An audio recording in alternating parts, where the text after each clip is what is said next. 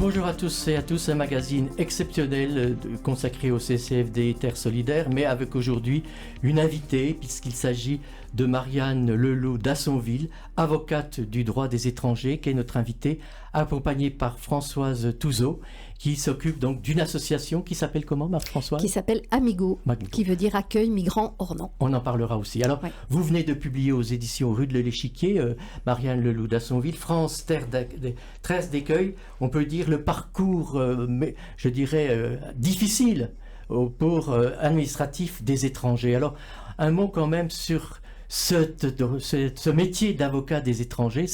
Je suppose, vous êtes au barreau de Paris, je suppose que c'est un métier très particulier. Oui, moi je trouve que c'est un métier qui m'honore parce que j'ai la chance de représenter mes clients. J'interviens toujours dans des conditions extrêmement difficiles parce que si les gens décident de venir me voir, d'aller voir un avocat, payer un avocat, c'est quand même quelque chose.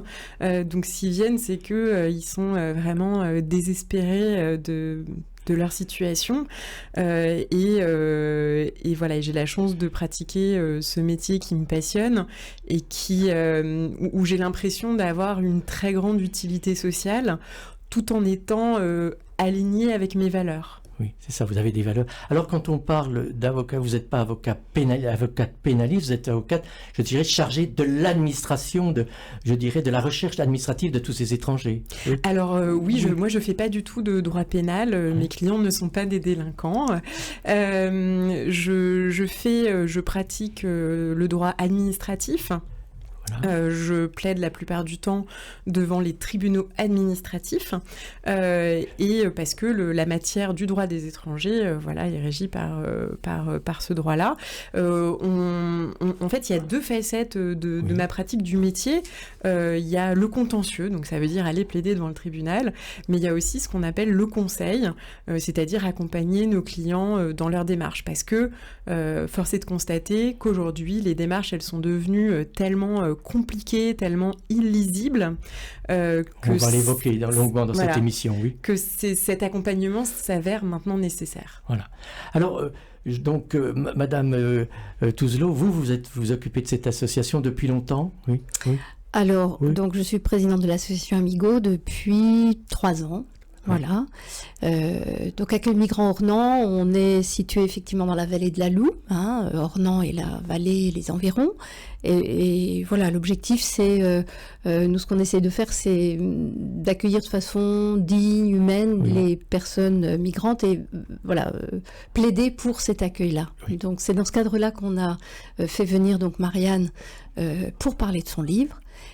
Avec des conférences, je crois. Voilà, des soirées débats qui ont été organisées à la médiathèque d'Ornans, à la mairie de l'eau, avec une association locale, et puis à l'Interstice, à Besançon. Voilà. Et donc, c'est des échanges passionnants parce qu'elle nous emmène dans des choses alors qu'on connaît, mais avec vraiment la précision du droit et de tout son travail avec les personnes exilées qu'elle est amenée à rencontrer dans leur diversité. Et c'est vraiment très intéressant. On va l'évoquer. Alors, il y a un sous-titre qui m'a frappé dans votre ouvrage, Marianne Leloup d'Assonville, c'est « La maltraitance administrative ». Comment vous pourriez définir cette maltraitance administrative au niveau des étrangers ? Alors j'ai conscience que c'est un mot fort. Un mot fort quand même, un peu provocateur. Oui, mais vous savez, moi je suis une avocate, je suis une femme de droit, et je suis une femme de mots, et je vais femme toujours, de conviction aussi, également, mais je vais toujours utiliser les mots pour recouvrir le sens qui est le leur. Donc si j'ai utilisé ce mot, c'est que ça correspond à la réalité. Imaginez si chaque fois que vous deviez renouveler votre passeport, par exemple, vous restiez dans l'attente de votre passeport pendant plus d'1 an, que pendant cette période, vous n'aviez plus aucun document pour justifier de votre identité, que vous ne pouviez plus voyager, et voire même que vous perdiez votre emploi et tout l'ensemble des droits sociaux qui sont attachés à votre statut. Je pense que vous trouveriez ça insupportable. Je pense que vous considéreriez que ce serait de la maltraitance administrative. Eh bien, ce que je viens de décrire, c'est la réalité de la population des étrangers en France. Et quelle que soit ces étrangers, que ce soit des personnes en situation irrégulière ou que ce soit des personnes qui sont arrivées avec un visa long séjour et qui ont une carte de séjour tout le temps renouvelée, ils subissent eux aussi cette maltraitance administrative. Mais c'est voulu par qui? Par la loi.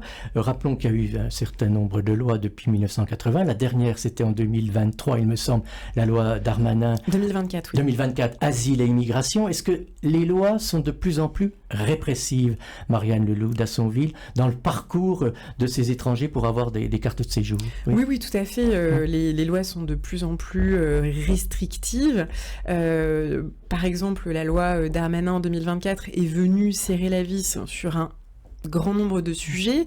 Il nous avait été vendu par Monsieur Darmanin à l'époque qu'en échange, il allait proposer dans le projet de loi que les travailleurs dans ce qu'on appelle les métiers en tension, c'est-à-dire les métiers dans lesquels les employeurs n'arrivent pas à recruter, comme la restauration par exemple, que tous ces travailleurs-là en situation irrégulière seraient régularisés. Et en fait, ce n'est pas du tout ce qu'a fait la loi. La loi, tout en ayant serré toutes les autres vis possibles et inimaginables, est venue dire que le préfet, s'il en avait envie, pouvait régulariser les travailleurs sans papier dans les secteurs en tension. Mais sauf qu'en fait, le préfet avait déjà cette possibilité, donc on n'a absolument rien inventé, rien de nouveau sous le soleil. Et c'est pas la première fois que des gouvernements sous la présidence de M. Macron ont fait ça, font croire qu'ils ont inventé la pluie alors que pas du tout. En tout cas en matière de droit des étrangers, je ne parle que de ce que je connais. Et donc c'est pas ce qui a été fait. Donc mais surtout, et c'est ce que j'essaye de démontrer dans mon livre, c'est qu'il y a d'un côté le droit applicable, mais il y a aussi la façon dont il est appliqué. Par les préfectures, puis par les tribunaux, quand on porte les dossiers devant les tribunaux. Par exemple, quand on pense aux fameuses OQTF, vous savez, les obligations de quitter le territoire français, dont on parle tant depuis quelques années. Non, exactement, on en parle beaucoup trop. Et donc, il y a quelques années, le ministre de l'Intérieur de l'époque, M. Darmanin, avait dit je souhaite que les préfets prennent des OQTF contre ces dangereux délinquants étrangers. Sur le papier, quand on entend ça, j'ai envie de dire pourquoi pas. Et je pense que plein de Français se sont dit, effectivement, on n'a pas envie que ces personnes résident en France. Voilà. Et sauf que la réalité, c'est-à-dire la façon dont ces directives ont été appliquées dans les administrations françaises, moi, je me suis retrouvée avec dans mon bureau des personnes qui avaient commis des infractions complètement bénignes. Donc je pense par exemple à un entrepreneur à succès qui, dans une de ses sociétés, avait été condamné parce qu'il n'avait pas respecté le règlement général de protection des données, ce qu'on appelle le RGPD, qui est malheureusement très peu respecté en fait. C'est pour ça qu'on reçoit autant d'emails et d'appels de sociétés qui nous démarchent. Et donc il avait été condamné pour ça et 5 ans plus tard, il a reçu une OQTF et on lui a dit qu'il menaçait l'ordre public français. Vous voyez ? Alors qu'entre-temps, en plus, il avait fait des formations pour se former au RGPD et qu'il avait implémenté des procédures dans son entreprise pour que tout le monde respecte bien le RGPD, etc. Donc vraiment, ça n'a pas de sens. Et je pense... Et c'est un peu ce que je me suis dit en écrivant ce livre. Je me suis dit, il faut que les Français sachent ce qu'on fait en leur nom, ce qu'on leur fait croire à la télévision, dans les médias, ce que les politiques osent dire. Et ce sont vraiment... ce sont des mensonges. C'est de la désinformation. C'est de la désinformation, mais complètement. Et c'est important de dire aux Français ce qu'on fait en leur nom. Moi, j'ai honte d'être française. Quand je vois des clients ce qu'ils peuvent vivre, je ressens de la honte, alors que je sais que mon pays a une histoire de protection des droits humains dont je suis extrêmement fière. Je pense que je ne suis pas la seule. Oui. La France était une terre d'accueil et vous appelez votre livre La France, terre d'écueil. Oui, alors ça c'est un peu de la provocation, aussi.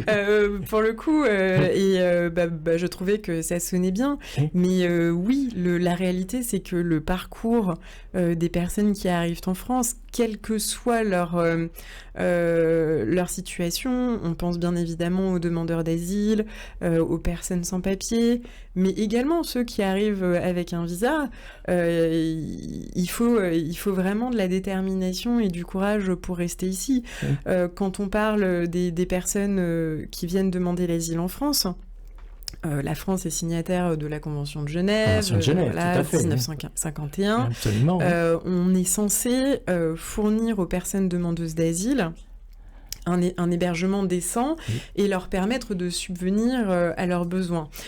Donc il y a quelque chose qui s'appelle l'allocation du demandeur d'asile, qui est d'un montant de 5 € par jour, voilà, pour vivre. Donc on ne peut pas dire que c'est confortable ou déraisonnable, hein.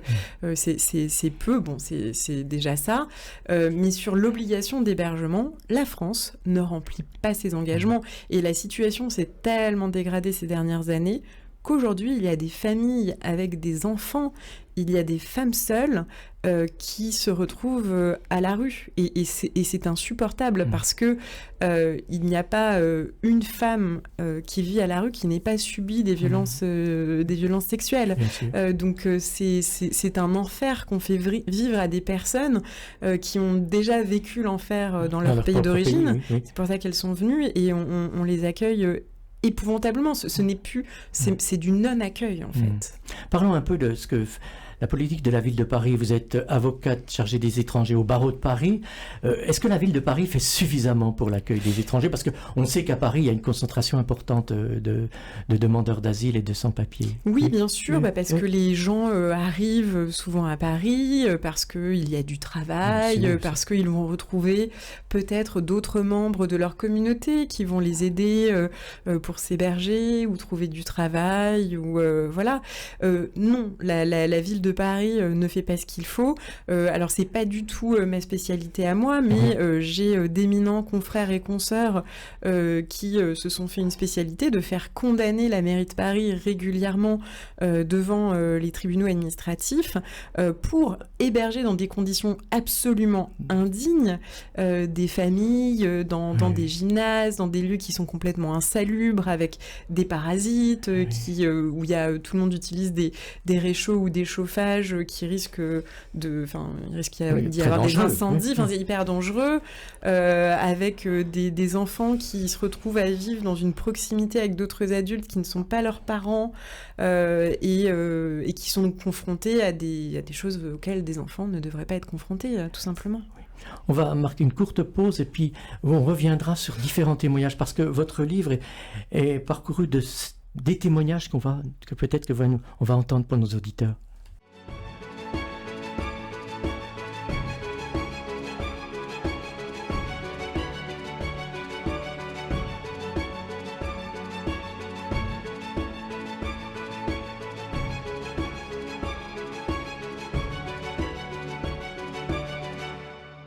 Terre solidaire sur RCF, animé par Maryse Fischer et Jean-Paul Maigret, en partenariat avec le Comité catholique contre la faim et pour le développement. Et aujourd'hui, on a le plaisir d'accueillir Marianne Leloup d'Assonville, qui est avocate du droit des étrangers, donc administratrice de l'association Droit d'urgence et qui vient de publier aux éditions Rue de l'Échiquier, France, terre d'écueil. Alors, dans ce livre, il y a un certain nombre de témoignages, Marianne Leloup d'Assonville, en particulier celui-ci, l'histoire de Samba, l'enfer de la régularisation. Vous en parliez quelques instants avant la pause musicale. C'est un témoignage fort aussi, celui-ci.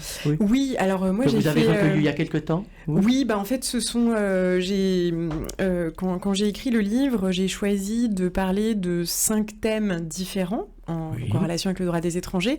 Et chaque thème, je commence en racontant l'histoire vraie d'un client que j'ai évidemment anonymisé. Que vous avez défendu. Oui, que j'ai représenté. Parce que je trouve que c'est important de remettre l'humain au cœur du sujet, parce qu'en fait, il n'y a que ça qui compte. C'est l'humain. Hein. On est en face des hommes et des femmes et des enfants. On est en face, exactement, d'hommes, de femmes et d'enfants. Et je parle notamment des parcours de régularisation.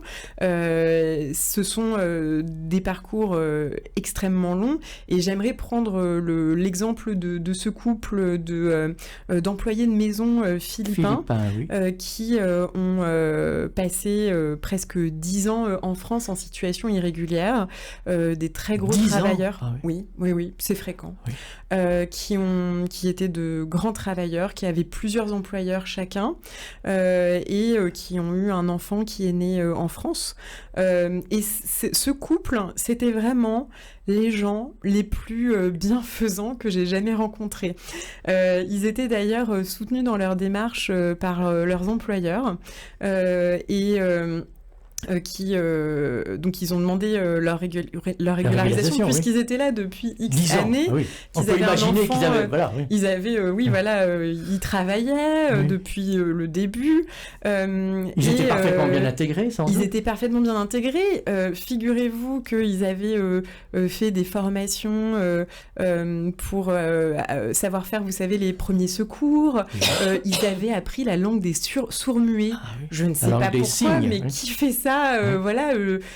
C'était ils avaient aussi gagné un concours de photographie dans leur ville. Enfin voilà, des gens vraiment vraiment géniaux.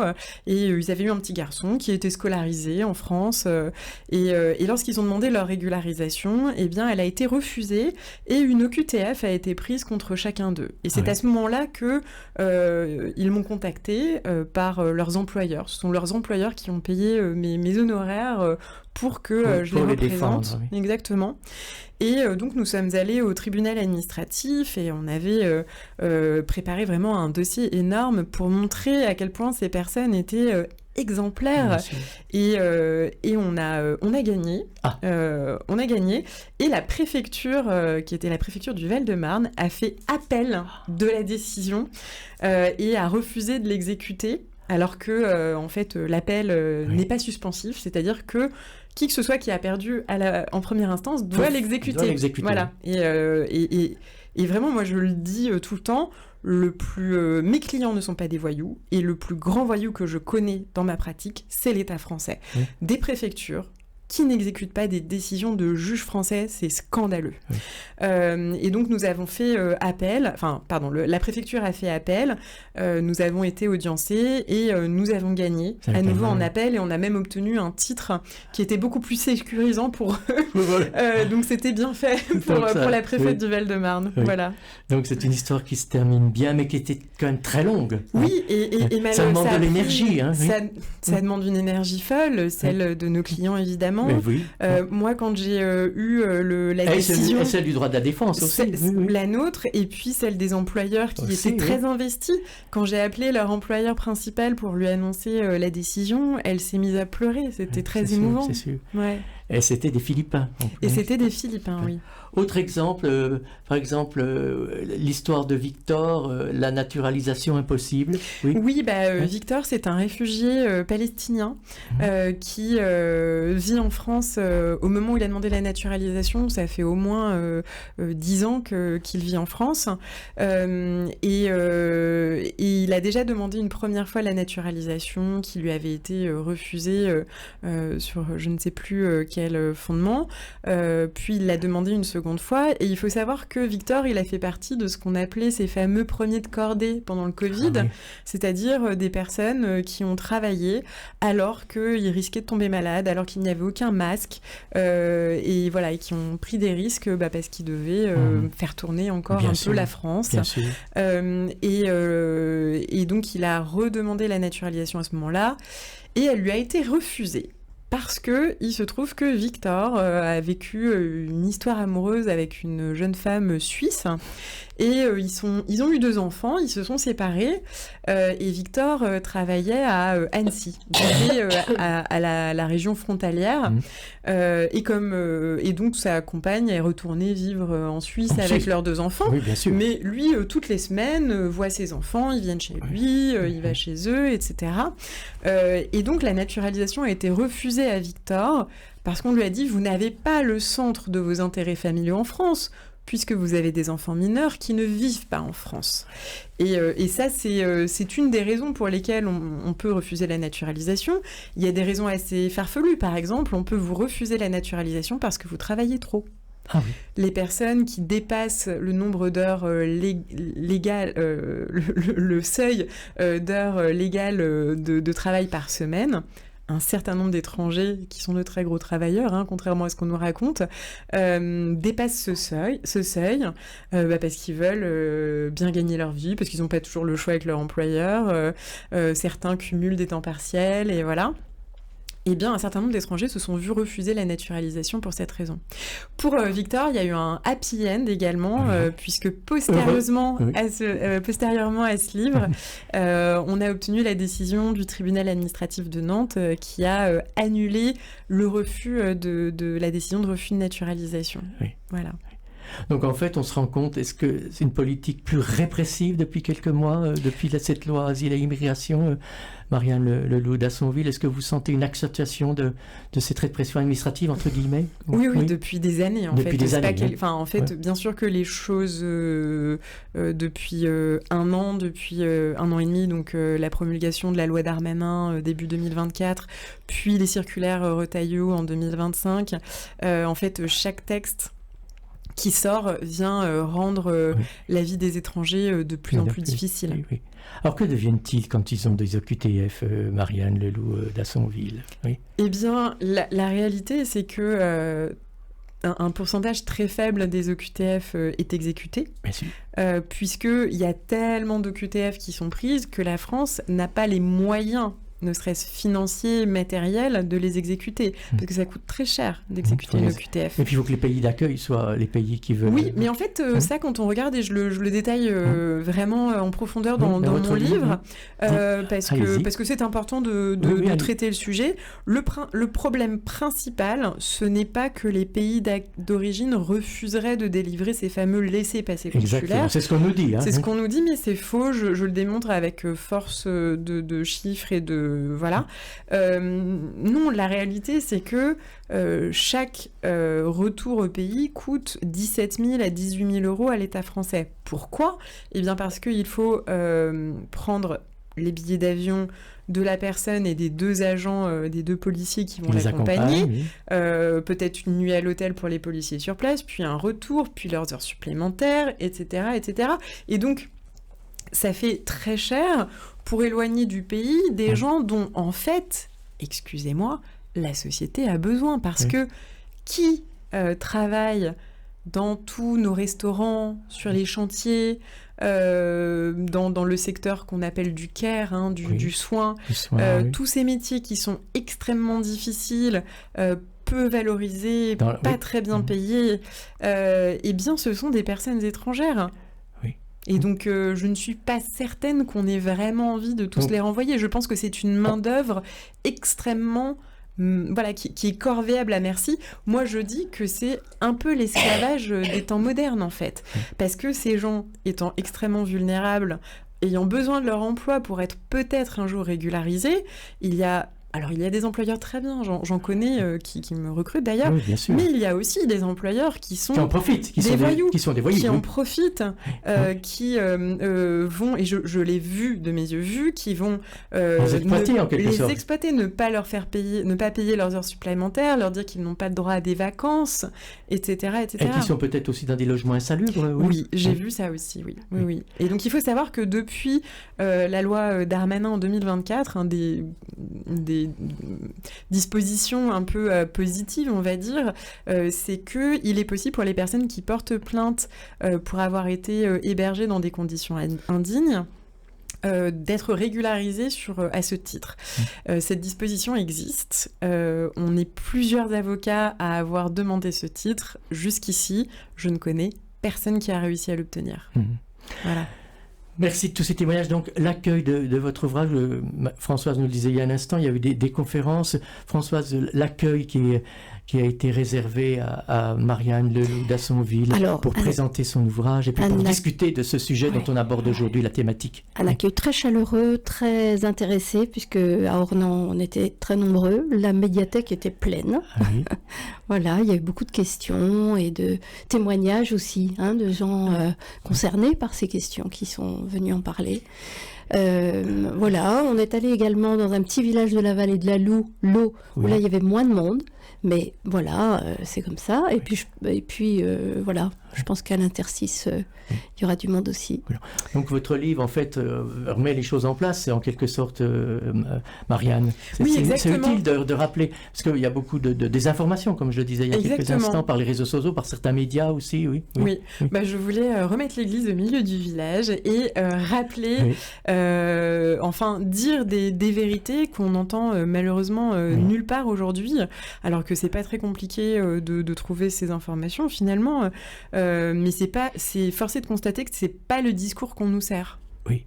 Vous pensez que ça va évoluer encore dans le bon ou dans le mauvais sens? J'aimerais, on arrive à des échéances électorales importantes. C'est vrai. Quel est votre sentiment là-dessus? J'aimerais être positive.